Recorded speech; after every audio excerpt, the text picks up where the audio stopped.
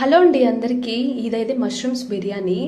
అయితే చిన్నపిల్లలు ఉన్న వాళ్ళు ఒక్క వీడియో షూట్ చేసుకోవాలంటే ఎంత కష్టాలో తెలుసా? ఇది చూడండి, ఇది మా వాడు వీడియో చూసిన వెంటనే ఫోన్ తీసేయాలనే డ్రాయింగ్. ఇది టేక్ 1 అండ్ ఇది టేక్ 2 అండి. అయితే నేను వీడియో తీసుకోవాలి అనుకున్న ప్రతిసారి ఇంతే.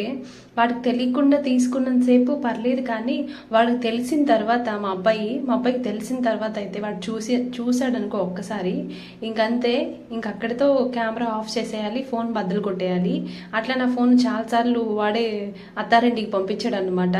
ఒక 2-3 టైమ్స్ బాగా రిపేర్ వచ్చింది. అయితే మష్రూమ్స్ కూడా చాలా బాగున్నాయి. సరే ఒకసారి ట్రై చేస్తారు కదా అని చెప్దామని చిన్న షార్ట్ చేద్దామని చూస్తే, ఒక షార్ట్ చేయడానికి వాడు ఒక 2-3 టైమ్స్ ఫోన్ ఆఫ్ చేసేసాడు.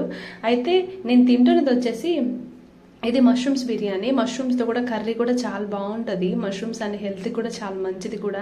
అయితే నేను కర్రీ కన్నా కూడా ఇలా బిర్యానీ అంటే ఎవరికి ఇష్టం ఉండదు చెప్పండి?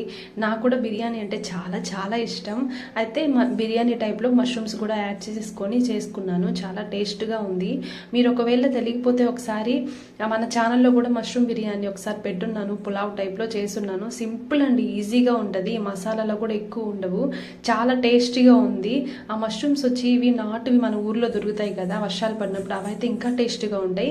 బట్ ఇవి వచ్చేసి షాప్స్లో బయట వాళ్ళతో అమ్ముతారు కదా, సో అవి ఆ మష్రూమ్స్ అనమాట. టేస్ట్ అయితే సూపర్ ఉంది. ఒకసారి మీరు తెలియకపోతే ఒకసారి ట్రై చేసి తిని చూడండి.